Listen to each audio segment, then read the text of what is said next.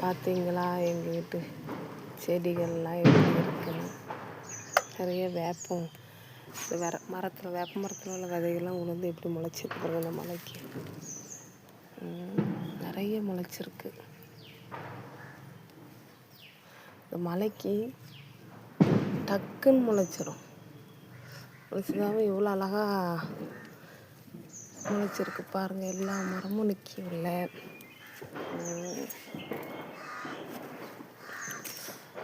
கூறாப்பாக தான் இருக்குது. மழையும் பெய்யும் நினைக்கேன்.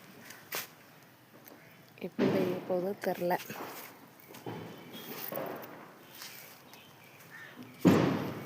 பார்த்தீங்களா எங்கள் நத்தை பாருங்கள் எப்படி இருக்குன்னு பாருங்கள். நத்தை இங்கே வர இதில் ஒரு 2 நத்தை, 3 இருக்கு. இந்த 3 நத்தை, இதில் ஒரு நத்தை இருக்குது, அதில் ஒரு நத்தை, இங்கே 2 நத்தை இருக்குது, அதில் ஒரு நத்தை, 5 நத்தை இருக்குது. கொஞ்சம் மலைக்கு நல்லா தான் அழகாக தான் இருக்குது. செடியை பார்க்குறக்கு நல்லா குளுமையாக இருக்குது. எவ்வளோதான் நம்ம தண்ணி ஊற்றினாலும் அவ்வளோ அழகாக வராது. இந்த மலைக்கு இவ்வளோ அழகாக இருக்குது பாருங்கள்.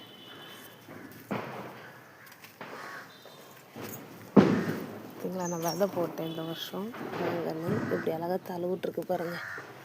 வேப்பங்கன்று நிறைய முளைச்சிருக்கு. அது இருக்கிற உரத்தெல்லாம் தின்றோம். செடிக்கு வச்ச உரத்தெல்லாம். பார்த்தீங்களா, கீழே ஒரு வாங்கன்னு விதை போட்டு வச்சுருக்கேன். இந்த மலையில் தான் இப்போ எங்கள் செடியை பார்க்க அவ்வளோ அழகாக இருக்குது. இப்போ ஒரு 4 நாள் போகிற மலையில் தான் அவ்வளோ அழகாக இருக்குது பார்க்குறதுக்கு. பார்த்துங்க எங்கள் மரத்தில் பப்பாளி எவ்வளோ காய் பழமாக இருக்குது. நிறைய குருவி கொத்தி கீழே போட்டிருக்கு பாருங்கள். சரிங்களா, அழுவி கொத்தி போட்டிருக்கு பப்பாளி பழத்தை. நல்லா அழகான பழம். குருவி கொத்தி கீழே போட்டிருக்கு பாருங்கள். பப்பாளி சின்ன இது ஒரு செடி இப்போ தான் காய் காய்க்க வச்சிருக்கு. இப்போ பாருங்கள், சின்ன செடி தான் காய் காய்ச்சிட்டு. கனகாமரம்லாம் உள்ள வா படியா, உள்ள பிளாக்கி உள்ள போ, உள்ள போ, போடாங்க உள்ள போ, உள்ள போ.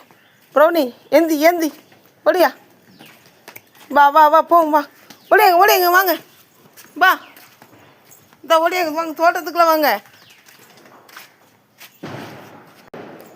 சின்ன கொடுக்காமலி மரம் ஒன்று நிற்கி பாருங்கள். நல்லா ஜம்முன்னு நிற்கி.